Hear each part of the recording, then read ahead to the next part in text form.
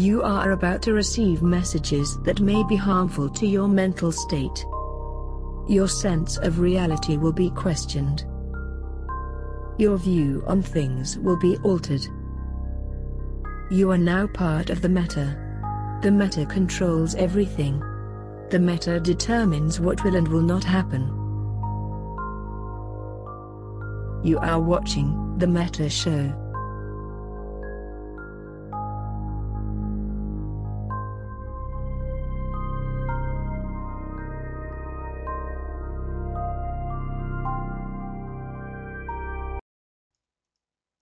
We're live!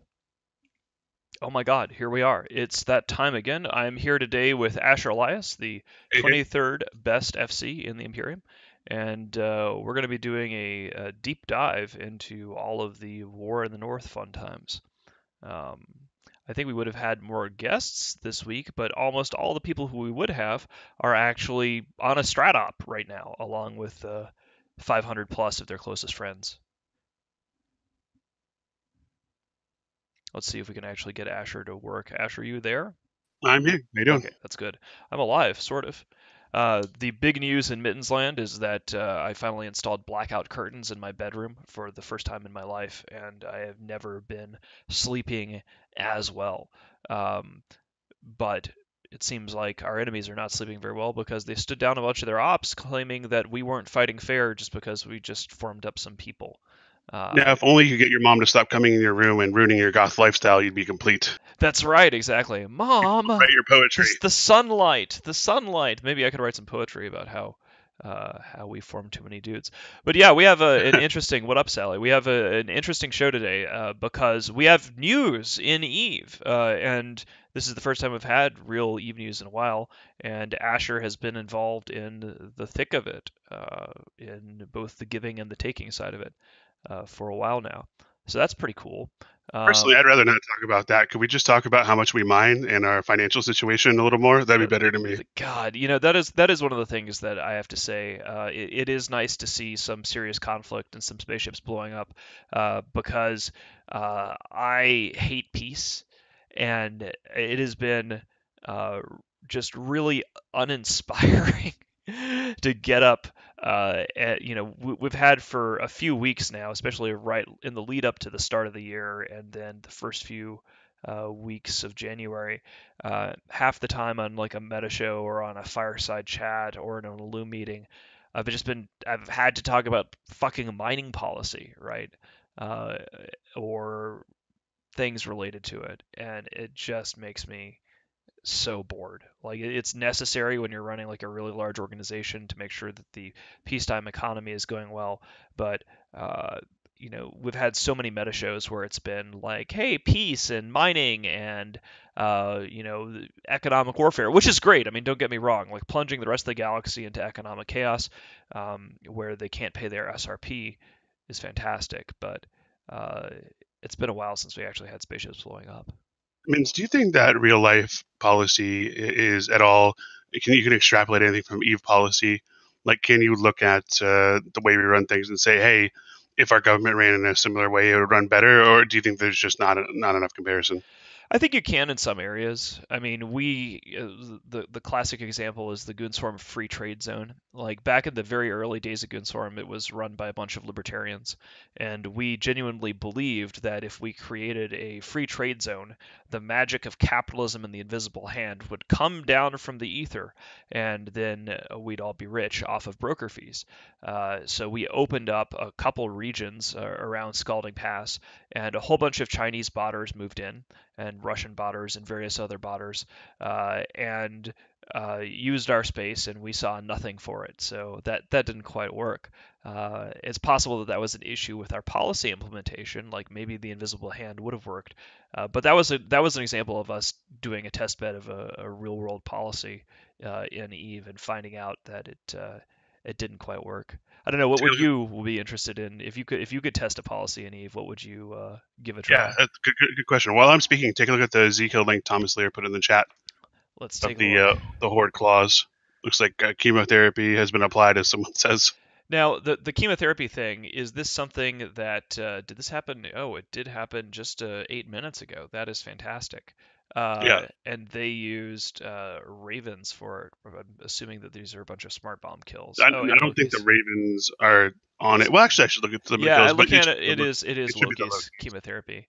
Yeah, Now, I mean, chemotherapy is something that you are, in the Eve sense, not the cancer sense, is something that you're very familiar with. I don't know. Do we talk about this? Because it's something that I'm not sure. Like, I know what it is, but I don't know whether it's something that we talk I don't about think on the it's a Med big Show. secret. It's just you warp ships with smart bombs onto small ships and blow them up. That's really all it does. And it has got very good at doing it. Other people are good at doing it. It's pretty funny. Yeah, this is, when people come to Delve, they do seem to have a couple of choices. They can either get vaporized by Titans, or, the threat of Loki's to interceptors is something that, I guess now enough Horde fleets have been vaporized the hard way that they're beginning to realize, like, the secret's out. Like, you can only chemo people so many times. Now, did you come up with that, or who was it that It's kind hard of? to say who invented a doctrine in Eve, and I was doing chemo pilgrims a long time ago. It's kind of something I've been thinking about. So there are certain things that like I used, and not many other people use. So people didn't develop strategies to fight it. And you look at, for instance, MJD fleets like a long time ago. Right, I mean, basically the month MJD came out, I was using fleets where we'd ball up on a destroyer and jump around the grid, and it was much easier back then because other people weren't doing it, so people didn't have the incentive to develop countermeasures. And now you have people all over using that kind of strategy. So it's something I was thinking about for chemo Lokis too. I was doing it, and there weren't a lot of people doing it, um, and it was easier for sure. It was easier for sure when people weren't putting their brains to trying to figure out how to defeat it. I want to give a brief pause here for some shout outs here. When I'm the one running the show, it's a little bit harder for me. I'm not as good at this as Boat is, but we've had a number of subs. I want to give a shout out to Calox, to Proofuli. We have Jackie Eve says Reavers aren't real. Artawe, better show, best show. I want to thank all of you guys for throwing money at the screen. And of course, Deathlock 2000, 15 months. And They're H2O coming in. for, yeah, wow, okay, subspend, Jesus Christ, okay, so H2O for Sexen, 18 months, Machiavelli, Twitch Prime, Dejan Spa for 5 months in a row, heart back to you. Thanks a lot for throwing money at the screen, guys, we do appreciate it. Affinity, okay, so we're going to have to do pauses in the sub spam if you guys want to fling money at the screen. Jesus, okay, this is Penguin Bacon and Tanuk, yeah. yeah, okay, so we're officially in sub hype mode, which is excellent. Again, throwing money at the screen is fantastic. I want to get back to talking about the You notice when nature. I talk. You notice when I talk a lot, these people try their best to shut me up by throwing money at you. That's fantastic. The menu indeed for Twitch Prime. So the curious thing is that people in chat were saying that Pando was one of the people who came up with the modern chemotherapy method. And you were doing it with pilgrims. I mean, lots of people have used Yeah, smart bombs over the years, back and forth, drunk fuck. Lots of sub spam. That's fantastic. yeah. Um, Pando's been huge in doing it. I mean, like once again, people keep things secret in Eve, so it's not like there's a definitive like first time. But like, Pando's been doing Loki's a long time, and that was a big evolution when the Loki came out. The Pilgrims are not nearly as good, but it actually came up from an idea I had a while ago when Sneaky Pete's were a lot bigger problem. I planned to just warp onto the whole fleet and try to blow up, like bring 40 chemo ships to try to blow up Sneaky Pete's on one volley, which would have been nice. I should never get around to doing it, so I started doing it on smaller things. That's fantastic. We have again more living the life tilt. We've got Adonis Gunther, and this just the screen keeps binging in my ears. Another thing about me hosting the channel compared to when Boat does it is that I get the like dinging in the ear, which I don't normally get when I'm just when Boat's hosting it and I'm sitting on the sidelines. But yeah, it has been curious. Sianba now. Jesus, is that a 10,000 bit cheer? How does that even work? Loud noises are happening. This is like it played like a drum roll. I don't even know how this shit works. That's fantastic. Thank you so much. I appreciate that. Um, but basically, people come to Delve, and the two main ways to deal with incursions into our space en masse, if they use small ships so they can try to run away from the Titans, they get chemoed and just sent home. If they use bigger ships, then they get tightened and then they get sent home. One of the things, we've delayed the fireside chat today because we had this big strat op, and one of the things, spoiler alert, that I'm going to be herfing all the blurfs about is how we want people to just start getting into Titans. Like for the longest time, we've been telling goons, "Hey guys, get faxes and then dreads and then supers and then Titans," and now it's pretty much shifted to a fuck it, we're rich, just everybody get Titans ASAP kind of thing. What do you think? I mean, Asher, can you sell the boys and the girls on why Titans above everything else, and why we needed to shift this? Sure. I mean, the most important thing is that we have previous experience in a giant, super duper capital fight, and the only thing that worked consistently were Doomsdays. Nothing else worked. So when you have CCP in your previous experiences is like, hey, your carriers won't work, your dreads won't work, your supers won't work, but your Titans will. It's a really good reason to have Titans. Also, Titans are a lot easier to multi-box than supers. Like if you had 3 Titans and 1 supers in a big fight, that'd be easy to do.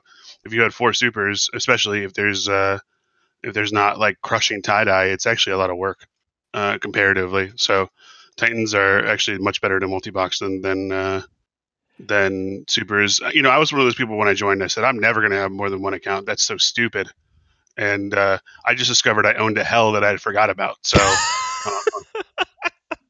Goonstorm 2018. Whoops, I found a hell stuck in the cushions between the couch. Exactly. I mean, we had that experience a while back with an outpost, back when outposts were still a thing. We just lost an outpost and it was like, hey, we've got an outpost egg in some sector of space from some campaign that we never dropped and we just forgot about. But I do think you're right. The fighter control mechanics are kind of a pain in the ass. That's one of the reasons why we have these capital training ops every week. Not every week, every first Saturday of every month. But with a Titan, it is pretty much just press bouton, apply Doomsday, and so you can stack them up a lot easier. What do you think if we are going to be doing an infomercial about why everybody should be getting into Titans if they don't have 2 or 3 yet? What would you like to see as the 23rd best FC in the Imperium? What flavor of Titan do you think would Well, be Jay best? would kill me if I didn't say the Avatar first. The Avatar is probably the best Titan. If you want to get a shield Titan, we have less shield than we have armor, but we do take both. The Ragnarok is the choice there. But honestly, especially for your first Titan, for Babby's first Titan, get whichever one floats your boat. If you don't care, like an Avatar is good or Ragnarok's good, but if the Levy or the Erebus speak to you, then that's what you should get. We're getting some questions here about whether goons are going to get involved in what's going on in Pravi, and I swear we are going to go into the top story here in a moment. Asher and I have to run our mouths extra hard this time because it's just the two of us, and for some reason we don't have so much dead air. We had 4 guests total last time, 4 people total last time, but it's almost as if we can keep going and going. The question. Oh, so this was what I was going to pitch. So last week, talking about being bored of mining or mining policy. Like I'm delighted for our guys to mine into Titans, mine like crazy. We'll talk about this on the fireside after the show. But I get a little bit bored and tired of being the space tyrant talking about mining, right? Like that's not how I got into to doing what I do in the organization. And last week, for the first time in history, this is my public shaming. For the first time in history, I slept through an Illuminati meeting. We have because of our large crushing bureaucracy, you've got like tens of thousands of people playing Eve under the Goonswarm and the Imperium banner. Every single week, we have a directorate meeting, and last week I slept through it. And I've never done that before. We've been having these things for Asher. How long have we been having weekly Illum meetings? Can you remember? Well, Ever since I was in Illum, so I've been in, what, 5 years now? So Yeah. at least 5 years. It's a long fucking time. Like I've missed Illum meetings because I've been traveling. But even in the after nights out clubbing and being horrifically hungover, I would show up to these meetings, and sometimes I'd just be like, "Oh my God, I pray for death because I'm so hungover," but I'd be there. And so where this is going is the reason I missed that is because I was staying up until 8 in the morning playing Stellaris the night before. I finally broke down and started playing Stellaris, and I lost 2 days, including missing meetings and shit like that. I missed an INN meeting on Friday. I missed a Illuminati meeting on Saturday. Now I've got the addiction kind of under control. But where I'm going with this is I have decided to start streaming again. And tomorrow at 1900 Eve is going to be Mittens streams Stellaris. So tomorrow at 1 p.m. Central Time, 1900 Eve, I'm going to play 4 hours of Stellaris because when I told the story in Elysium, people were like, I really like Stellaris, but I have more fun watching people play it than actually playing it themselves. So tune in Yeah. tomorrow at 1 and you can see me. But by all accounts, you are a fully functioning adult man. But that video game addiction never goes away. It really doesn't. It was shocking to me. I was like, wow, this is like a college story or something. Yeah, I failed one semester of college. Thank you, Final Fantasy Tactics. Much appreciated. I know a guy at Hopkins actually who had a similar kind of situation where he ended up failing out of school completely because of course, it was EverQuest. Oh, That's the really dangerous one. I'm going to try to crank my volume here, guys. I yeah. see some people are saying that they would like me to be a little bit louder. Of course, then I have to tweak the decibels on this.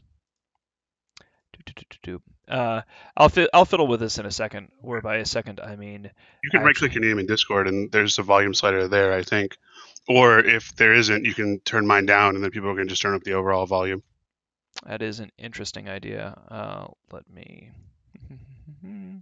Then, if I move this. You know what's kind of interesting? We've talked a lot about how it's nice to talk about fights and not about mining, but we haven't talked about any of the fights yet. That's right, we haven't. We talked about rambling on. Stellaris and all this other shit. So okay, I don't know whether I'm actually going to be able to succeed in like tweaking the video or whatever. People But are saying the volume is fine, and so it sounds like you're in a good place. okay, good. I tweaked it up by 1/3 of a decibel. So, okay, let's actually go into the top story. I have a fancy video for the top story, and we're going to be talking about war in the North now that Asher and I have spent 20 minutes yakking about chemotherapy and whatever the hell we feel like. So I will catch up with you guys on the other side of the pretty video.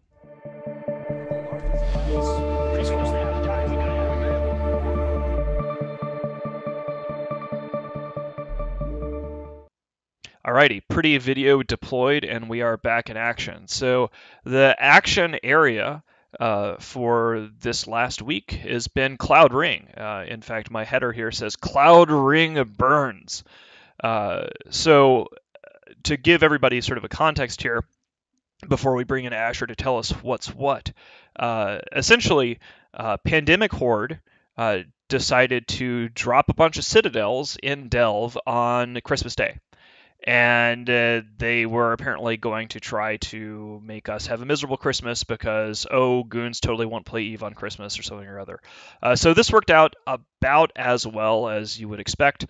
We blew up all of the citadels on Christmas Day without any trouble. They amounted to nothing. And our coordination team has decided to go fuck with Horde and has been dropping some citadels and hacking some Sov and Cloud Ring. So this has resulted in sort of a pointless back and forth. I mean, it's a fun back and forth. Don't get me wrong. We are all hot to trot because it's better than talking about mining policy. But that's what happened is Horde started it. They dropped a bunch of shit in Delve over Christmas. Our coordination team was like, fuck this, fuck you guys, grr. And then next thing you know, there's these huge fucking fights.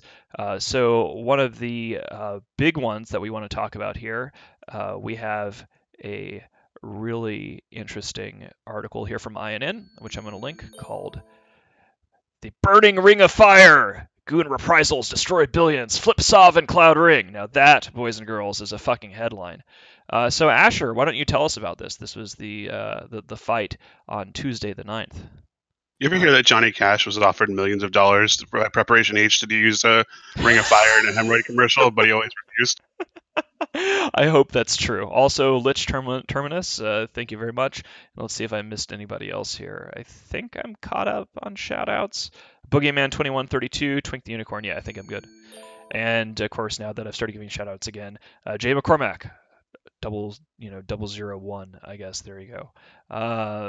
001. Right. So, Ring of Fire preparation, or it is a hemorrhoid joke. So. Well, after it was over, Horde and GOTG needed a special pillow to sit on when we were finished. I'm just letting that one sit there. You're letting that one sit there, eh? Yeah, I am. Hey, so it was actually really fun. What happened was we had reinforced some Sov in that region of Cloud Ring, and they had jammers in every system. So we ended up.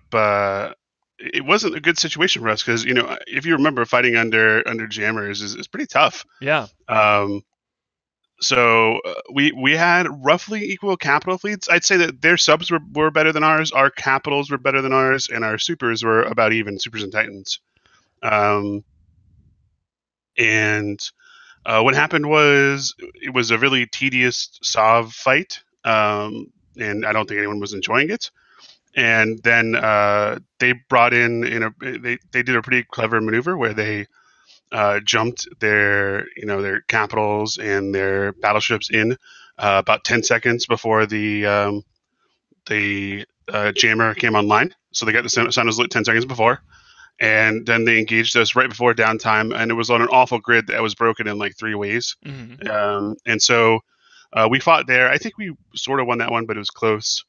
How did you deal with the grid being broken?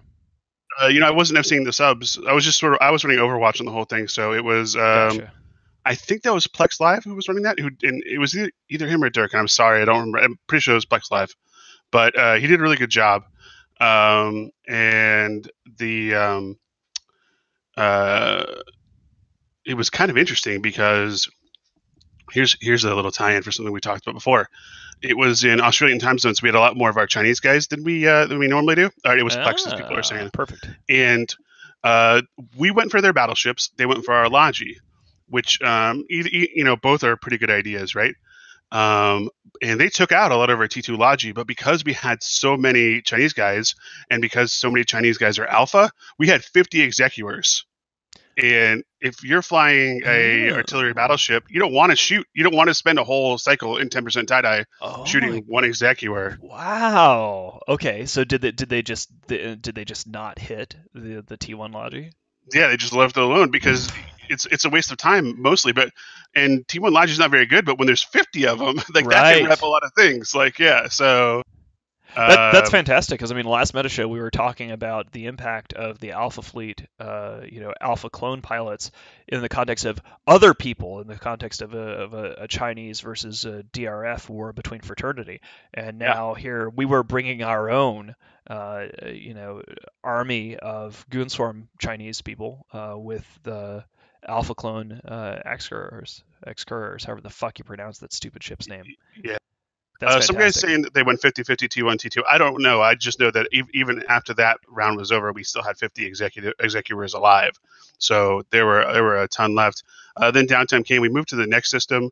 We brought in dreads and we killed the jammer and we fought. And then we dropped our carriers, but we didn't really have good tackle, so they warped off. I think at that point they were just like, well, our numbers are close. Let's just have a good old fashioned brawl. And they also knew that they had PL and NC dreads in the region as well. So that swung the numbers in their favor. But they dropped on us. The numbers, I think we had a slight advantage, like I said, but once the PL ships were accounted for. But as you know, in capital fights, these are not usually 50-50 or 45-55s. They're usually one side has way more. So I think everyone was just sort of game to have a slugfest at that point, right? And so we went in.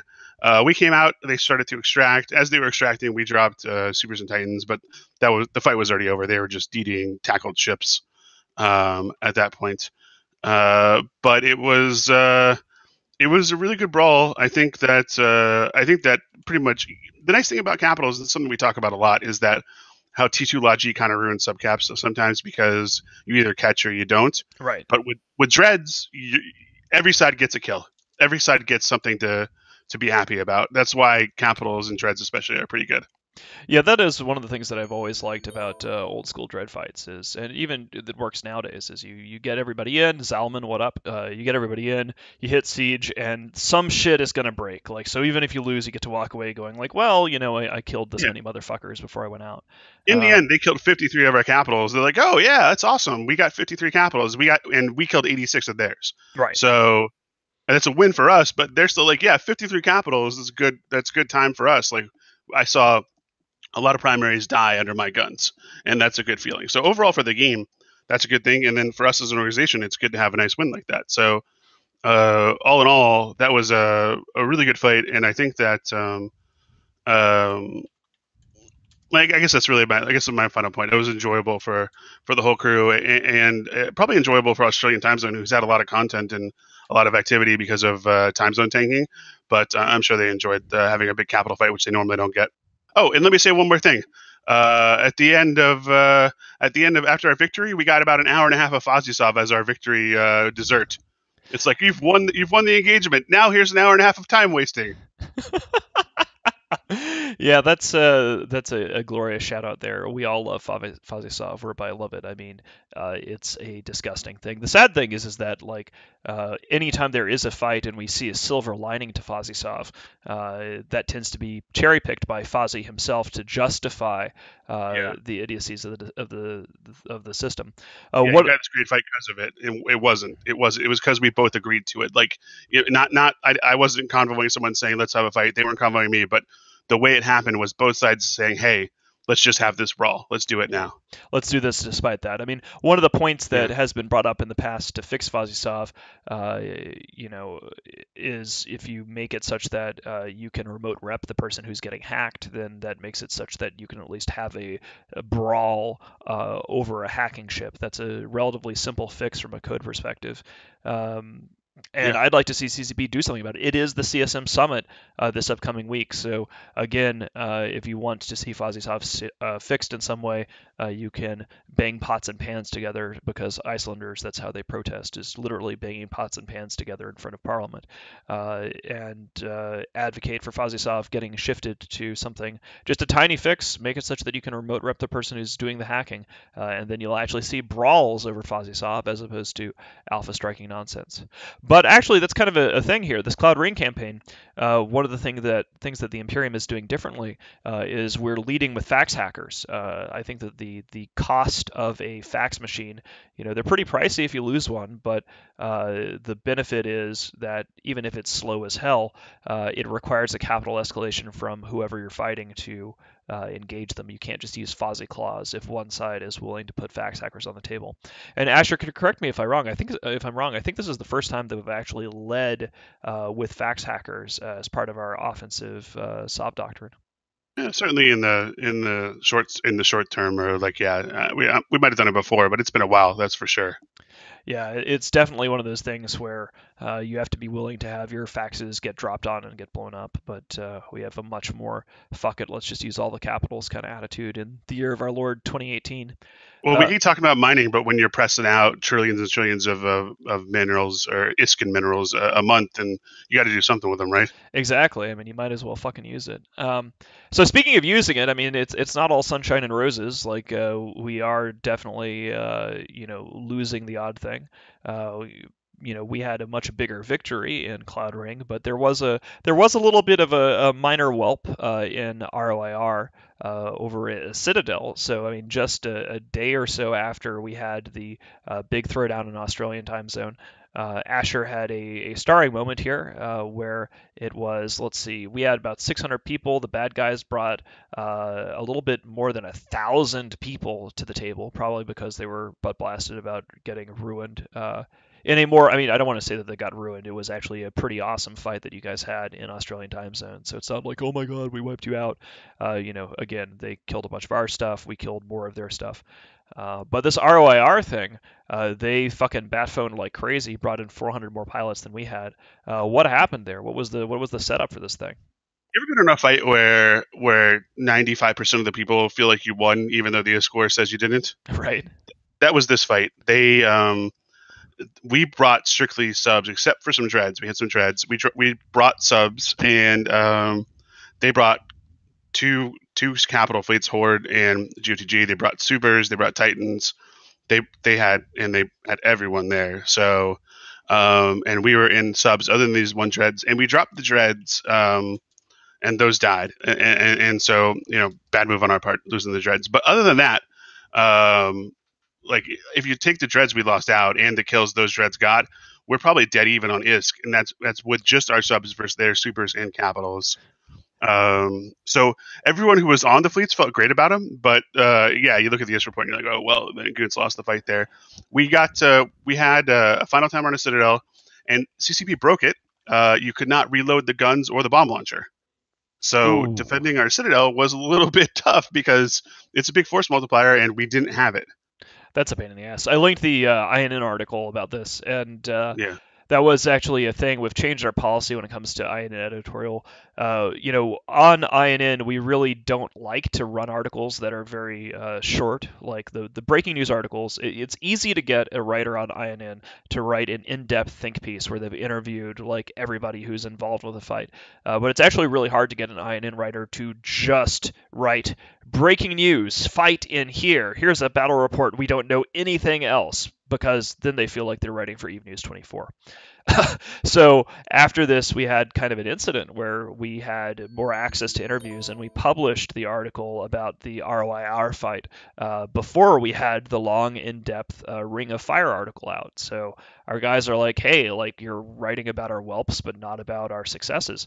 So we have a new policy for INN writers, which is whenever there's a fight in Eve that is more than 200 billion ISK of damage on any side, once it goes past the 200 billion ISK threshold, we're going to start cranking out just shitty breaking news articles where it's just literally, like I told the editorial team, like even if it is just breaking news, fight in somewhere, and then the text is just a fight is going down here, it's already killed X amount of ISK, and here is a link to the battle report, and we'll have more for you later. Publish. And we're just going to start doing that. So if you start seeing short battle report articles that are then followed up later by longer ones, this fight situation here is why. So in the fight, I was doing an Ishtar fleet, and our Ishtars mostly fought Lokis. We had to break out of a station, and that was pretty intense because it was bubbled and there were a bunch of carriers, and we pretty much got out of there without losing much at all. But my Ishtar fleet fought Lokis, and we lost 15 Ishtars, and we killed 29 Lokis and an Apostle. So a lot of the fleets were like that. I think the Mac fleet killed a lot more than they lost. The Jackdaw fleet pretty much didn't get targeted. The only subs who had a really bad time were the poor initiative dudes. They accidentally warped into the wrong warp spot and had to dock inside the station that was hell bubbled. Ooh. And their Ferox fleet had to undock into that carrier blob. It didn't have a great time, so they didn't have the greatest of times, but everyone else did well in the subs. And then our dreads went 9. We killed 9, and we lost 25 or 26 dreads. But once again, even greatly outnumbered in capitals, that's the kind of what I was talking about, was where we still took 9 dreads with us. So yeah, it is impressive because watching the way that the enemy has been reacting. ROIR, of course, is anything Asher's doing is usually with an organization that doesn't officially exist in any capacity. And it's amazing to see Goonswarm and the Imperium as a whole in 2018, where we have scenarios where it's like, well, we didn't really have the subcaps, but we had the capital advantage, in this one fight. And then in another one where we are fighting tooth and nail under a hostile supercap umbrella with basically just subs and a few dreads. And with the exception of this fight, which we did lose, I mean, you've had I don't know if you want to talk about it because it has been kind of under the table. Like we actually don't talk about this deployment on the firesides. Like we say, if you want to get involved in offensive warfare, join squads and SIGs, which is what I'm going to say right after the meta show when we get onto the fireside. But I don't know how much you want to go into detail. We've kind of gone vulgar. Clearly something is happening, and you have been winning fights. With an organization that doesn't exist on a deployment that doesn't exist, while hilariously overmatched under the nose of the. How do you do that? How do you, from a tactical perspective?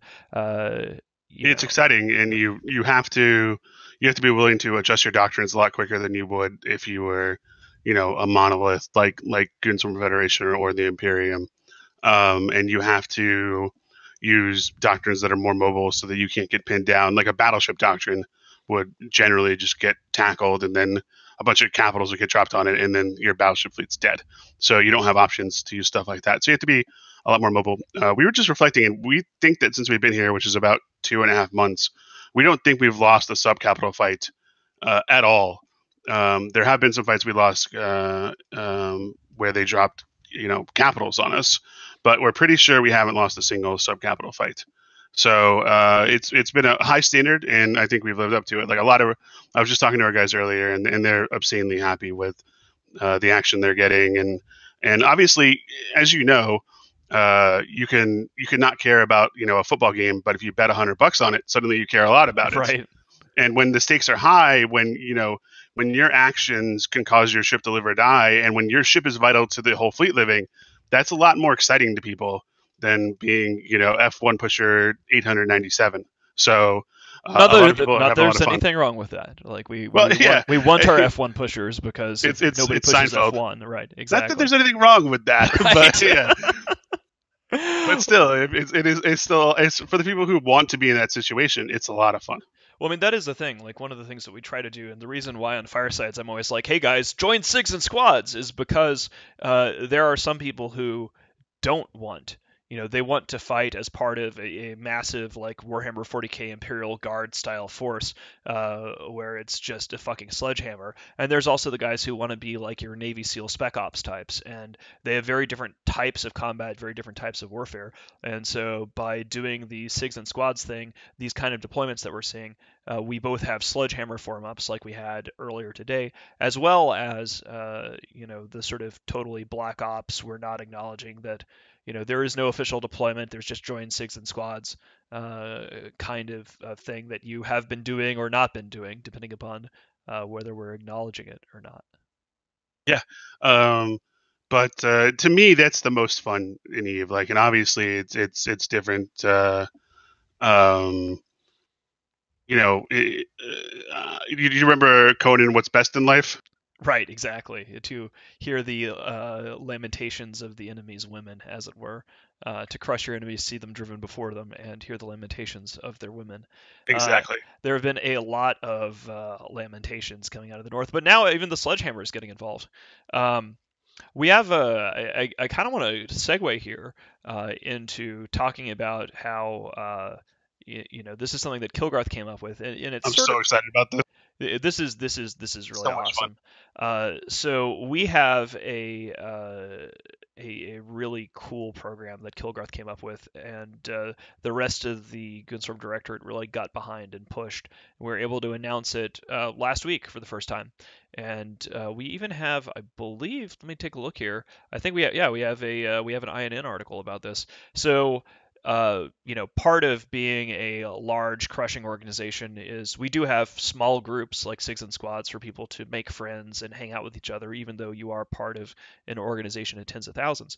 And Kilgarth came up with the idea of how do we pick out and reward Goon heroes, basically. Who are the people within the Alliance that aren't necessarily a big name director and aren't somebody that has an official badge and a title or something, but are doing whatever they can to improve the lives of the community here. And maybe we should give them a spotlight. And in addition to maybe we should give them a spotlight, maybe we should give them a Titan. So we did that. The Goon Hero Program. The Goon Hero Program has been introduced, and I'm going to link the INN article here. So Hypnotoad was the first recipient. Do you want to brag on Hypnotoad a bit, Asher? Man, is Hypnotoad like the best kept secret in our alliance? Like, I don't think. I think he is. I mean, inside of Goonstorm, I think everybody knows who he is because Safe Side knows. But outside of Goonstorm, I don't know whether people know. Honestly, I think we should just say Hypnotoad is a guy who helps a lot with Cynos and just leave it at that. Hypnotoad is a very cool person that we appreciate. So there's an article about it on INN. You can read about, and Hypnotoad was, there's no question he was going to be our first candidate for the very first Goon hero. But there will be more, and this is something that we we want to inspire sort of a culture of service where people are helping out their fellow Goon, and not just because they want a Titan as a reward, because in reality, in Delve, if you work for a couple weeks, you can just mine your ass into your own Titan or two or three, and you can get your own Titan if you really feel like it. But we think it's really cool to get everybody together and recognize somebody from our community who has done a lot of selfless work for improving our lives. Yay! Yeah, it's really cool, and you get a nice feeling that you're able to reward these guys with something really, I guess tactile is what we're gonna say, but I guess it's a digital Titan, so it isn't actually tactile, but Right. But it feels concrete to us, It does. It does. Also, it's just sort of an interesting thing is like, we've turned on almost all of the social programs that we had to turn off during the Casino War. We have thoroughly shat up Delve with citadels, and so we're getting to the point where it's like, you know what, we can afford to do this, not every month, but definitely around once a quarter thereabouts. If we find somebody who's doing something especially heroic, we might just give away another Titan, but we want to do this a few times a year to make sure that we're showing some love to the line where it belongs. So that's we should mention that directors are ineligible to receive a Titan or from the Goon Hero program. It's strictly for non-directors, so it's not like a pat yourself on the back and give your cronies a Titan. That's going to make it harder for us to recruit directors, except, oh wait, we don't recruit directors, actually. We never really give people a choice about getting promoted. They just get a gun is leveled at you, and congratulations, you're an Illuminati now. My current job, you asked me 3 or 4 times, and then about the 5th time, you just said, "This is your job now." Yeah, exactly. There's basically just serving on the line or serving on the firing line. Speaking of serving on the firing line, this has been a huge controversy on Reddit, and of course, I don't really like to have the meta show be, hey, look, guys, we're just covering what Reddit is mad about. But Asher wrote a lengthy article about this. There's been a huge outbreak of attention on botting. Apparently, a shitload of nixes went down. Drew, thank you very much for that. Is of course Asher linking the suspected bot user. A million nixes go boom. And everybody is up in arms. What can you tell us about this controversy? I want to hear 2 things, Asher. One is why. I mean, botting has always been an issue in EVE. Are people butt blasted about it now just because the nixes made it very obvious, or what? Yeah. Like, what's the story there? The story is not so much that eight nixes were killed. It's that they were so obvious. We don't get to see the data, so we can't tell. If you gave, I think if you gave the Goon Swarm, counter intel dudes the data, they could probably figure out who was botting in about 15 minutes. I may be making it too simple, but someone like this, they could figure this out. There's no way, as we were talking about earlier, supers are a lot harder to multi-box than Titans. This guy had at least 10 nixes running. There may be more. They found 10 nixes. They killed 8 of them by breaking his stupid bot. His bot was really bad. It warped back to the same anom, and it didn't work. It didn't go burn out of bubbles. So it was a really bad bot. But that's the only reason they caught him, was because of the incompetence of the bot he'd either written or bought, which was a bit of a homophone there.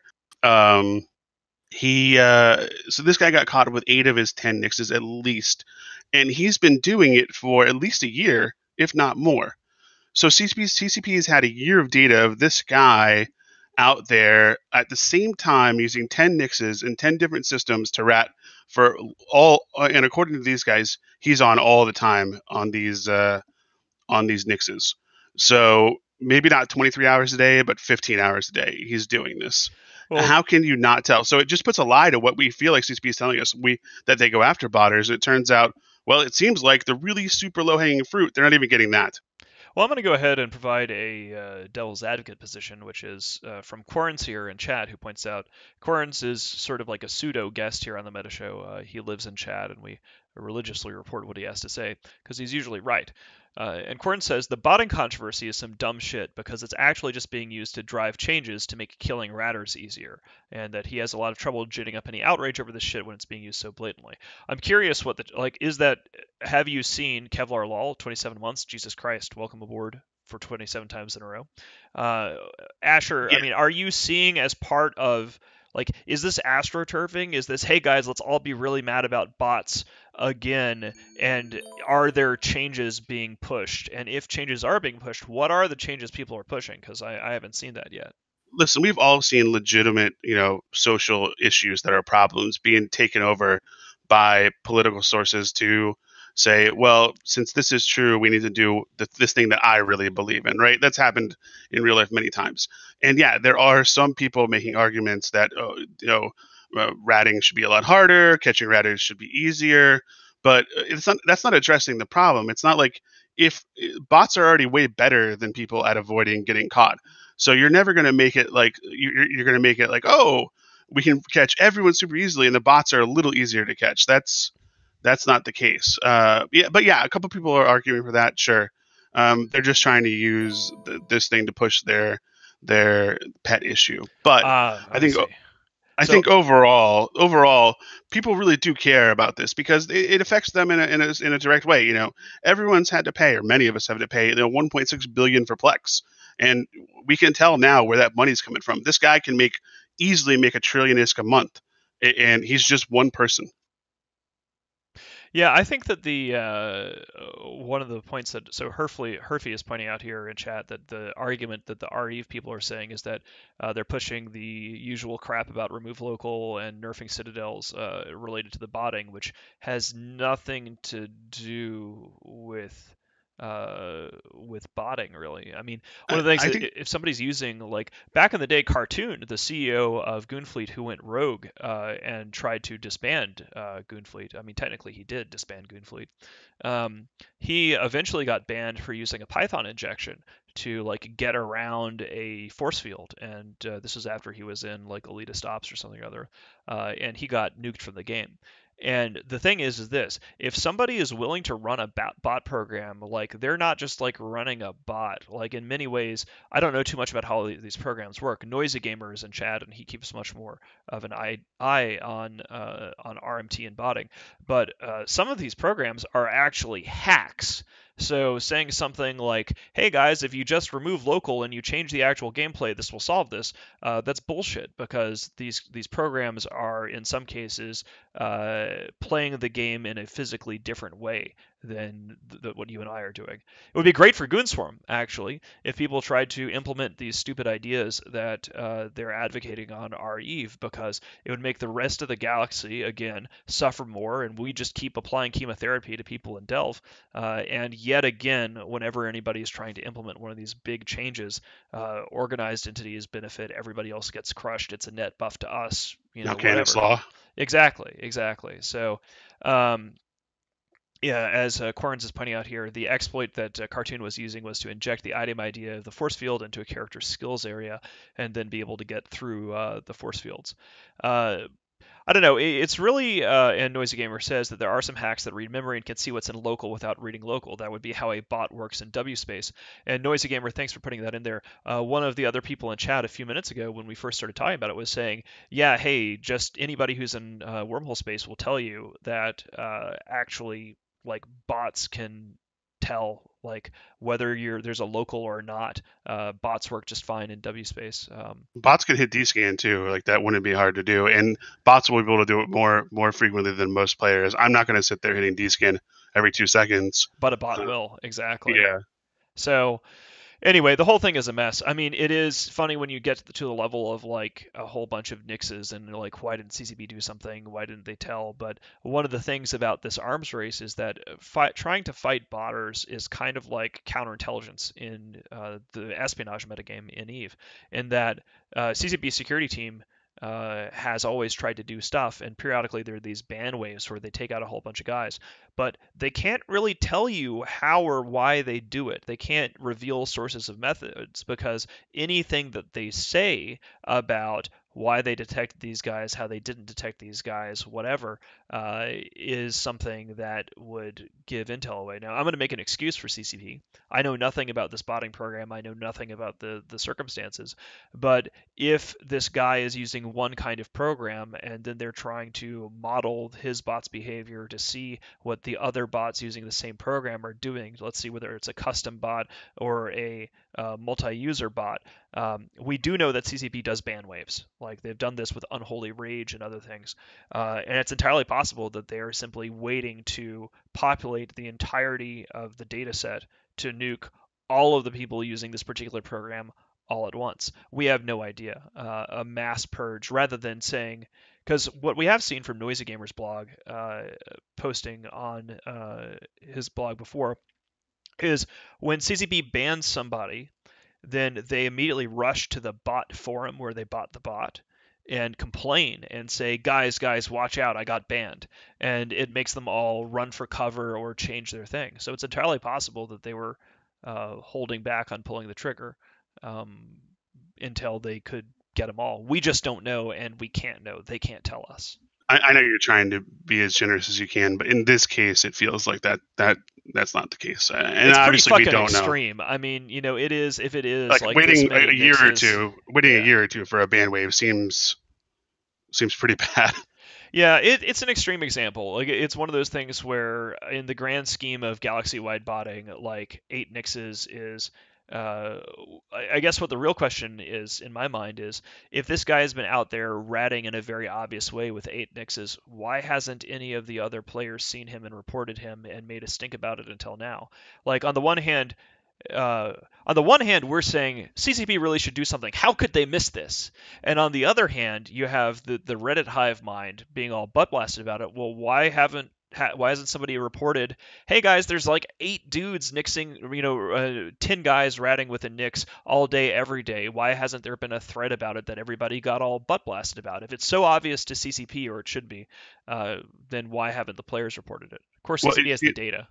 It wasn't obvious. I interviewed these guys and I said, "Hey, have you run into this guy before?" They're like, "Yeah, we just thought he was like a Russian no life, who paid attention to local, and we didn't realize that the accounts were connected. We just thought it was multiple guys running nixes in the same corporation, and it's hard to tell if someone's just paying attention to the local or if they're not, And it was only because they caught this guy's bot and figured out that it was really dumb that they were able to figure it out, and then go around and do the same thing. Remember, after they caught the first guy, they was like, "Oh yeah, we got a botting nix, awesome, good job, we're done."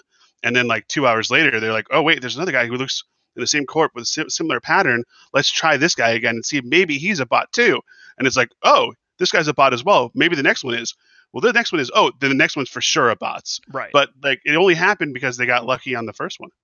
That is one of the things. Noisy Gamer is pointing out that maybe the reason why CCP doesn't want to do things is because REve gives CCP shit every time there's a big ban wave, which is, I don't know. The whole thing is a mess. Like it is a complicated process. I try to provide the devil's advocate there because I really just don't trust a Reddit torches and pitchforks mob. Like whenever it's all like we all agree and we've all decided and we've upvoted a lot of things, I'm instantly suspicious because a lot of times that is a rabble of garbage that is either getting used by somebody to like push, let's get changes such that ratting is. It makes me wonder who is behind it, basically. I understand what you're saying, but yeah. the easy solution is to have CCP just get the botters, not to make changes so the players can catch botters. Right. That's much harder. Yeah, players shouldn't be the ones catching botters. I agree. And maybe my comparison there wasn't fair, suggesting that like, well, why hasn't anybody caught anybody? Because as somebody points out in chat, Almost is a fucking ghost town, and it's just like as it's the most boring area in the universe. It's sort of like deep drone regions, but worse. Like people forget that Almost exists. Because we want to talk about these. Sorry, I thought you were done. No, go. We want to talk about time, these. So. Yeah, we want to talk about these dumb settable mechanics. I have a question for you. Did you ever play Star Wars Galaxies? I did. Yeah, I didn't play too much, but I played enough to like program. Oddly enough, in Star Wars Galaxies, you could program macros to have your character run itself, and that was part of the game. So I Hmm. remember programming with a creature hunter, but I didn't really get to the point where I was like running my own. I wasn't part of a city or one of the You classical weren't guilds. dancing for money. Right. Okay. I wasn't in a cantina doing anything like that. I actually never played, but I've talked to a lot of friends who have, and there's some really good blogs from the developers that you can read about what happened, what mistakes they made, what went well, and what went wrong. And sometimes I'm starting to get the feeling that we're playing Star Wars Galaxies where the players seem to have a better handle on the mechanics than the dev team, because part of the problem with Star Wars Galaxies was the dev team was so certain they were correct, they never listened to the players, their suggestions, and they implemented things that were pretty awful. NPE, or new player experience, is still famous for ruining the game. Right. And do you ever get the feeling like that CCP has a sort of hubris where they think that they know better? Well, I think that there's a defensive echo chamber thing going on. I think that Iceland, if you've ever been there, Iceland is a very small uh, island, which is full of people who have a very passive aggressive culture because it's a small island. Everybody's your cousin, and you can't escape each other from having a fight. So I think I've told this story before on the Meta Show, is how Icelanders actually have a word for having a frank conversation between adults about conflicts and grievances, and they have to have a special word for it, and they call it like I'm gonna mangle the pronunciation, but it's called like a truno, or I can't roll the R, truno, something or other. Um, but anyway, that's their word for hashing out grievances and actually talking to each other about what you're really upset about. And it's like a big deal because otherwise, it's a Scandinavian society. I live in the upper Midwest here in Wisconsin, so it's similar in terms of very passive aggressive Midwest nice kind of thing. So open conflict of like, holy shit, nobody likes fucking Fozzie Sov. Jesus Christ, nobody has liked it. Fix the fucking thing. That's not said or done. So it is an echo chamber, and that it depends upon the developers that are there. They're not all that way, but certainly it's a good environment where if you want to stick your head in the sand, you can. Is there a Wisconsin version of Bless Your Little Heart? Uh, I'm trying to remember. It's like, isn't I think oh, how nice for him, or something like that. I don't really surround myself with people like that because I'm from DC and I'm a bulldozer, so those Midwest nice people don't really last long around me. Right. But there's definitely like people will sort of purse their lips, and oftentimes they just don't say anything. Like in the American South, they say, "Well, bless his heart," and that means "fuck you, I want you to die." But that would be too obvious, I think, up here. Um, yeah. Well, I didn't know if there was a special code word or not. Although I will tell you, it's like the Chick-fil-A thing. I prefer people who are fake nice than real mean. I'd rather go to Chick-fil-A and have someone be fake nice to me than go to McDonald's and have someone just be rude to me. I guess it kind of depends. As Blaze says here in chat, the classic line from It's a okay now. Yes Minister is uh, that is that's a very courageous proposal, or that's very Yes, brave of you, very and brave. that's But you like, got me to watch that series, and I'm really glad I did. it is so good. Yeah, I'm not originally from DC. I did spend a decade inside the Beltway, but I'm no longer there anymore. But yeah, I think you're right. Like like this chat bubble thing is something that everybody is pissed about, and that's another example of um, why is this here? Nobody wants it. People are mad about it. I take the chat bubble thing more seriously than like, obviously CCP should get rid of bots, right? There's no argument there. Nobody wants bots to be a thing. But maybe they're doing a good job, maybe they're doing a bad job. Just keep killing the bots. There's no debate about that. It's not like CCP has gone, "Hey guys, we like bots. We just let these guys get through and that's great." They haven't said that. They might have fucked up, but their policy is in the right direction. The chat bubble thing is a little bit more worrying to me because that's an example of, here's some shit that everybody hates and we're just doing it because reasons, and it wasn't there before. That doesn't make any fucking sense to me. I linked the blog from the guy who worked in Star Wars Galaxy. He was a dev for it, and if you have some time, it's a really good read. So he talks about a lot about how it failed in there. Um, and the chat window, by the way, is the worst. I have accidentally opened probably 30 chats since that came out a couple days ago because I just click into local and then I end up convoing someone for some reason.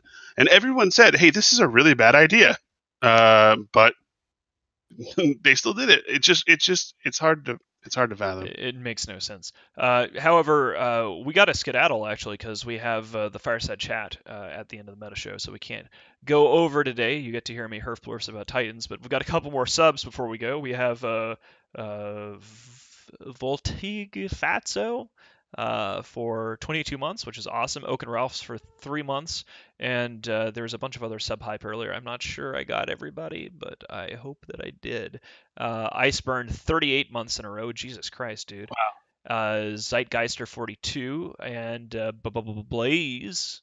So thanks a lot, guys. So once again, before we close this out, tomorrow at 1 o'clock in the Central Time, 1 p.m. Central, or 1900 Eve, I'm going to found Mittens' Stellaris Sunday, where I'm going to stream Stellaris for about 4 hours, and we will have a recurring thing with an Empire if people like it, where I take some sort of space race and play them only on the stream. So it'll be like a big Let's Play, but with more red shirts.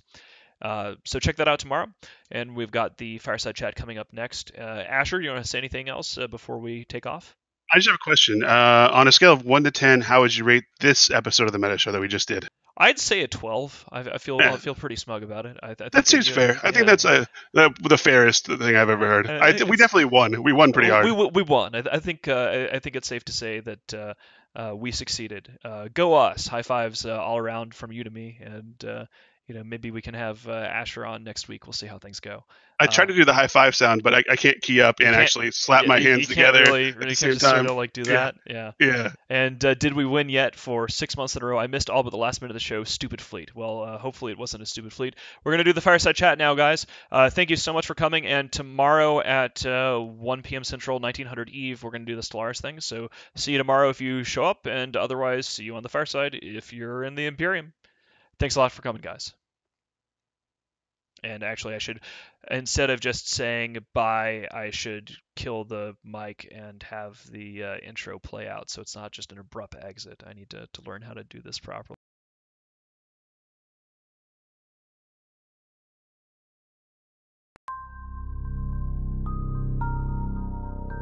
You are about to receive messages that may be harmful to your mental state. Your sense of reality will be questioned. Your view on things will be altered. You are now part of the meta. The meta controls everything. The meta determines what will and will not happen. You are watching the Meta Show.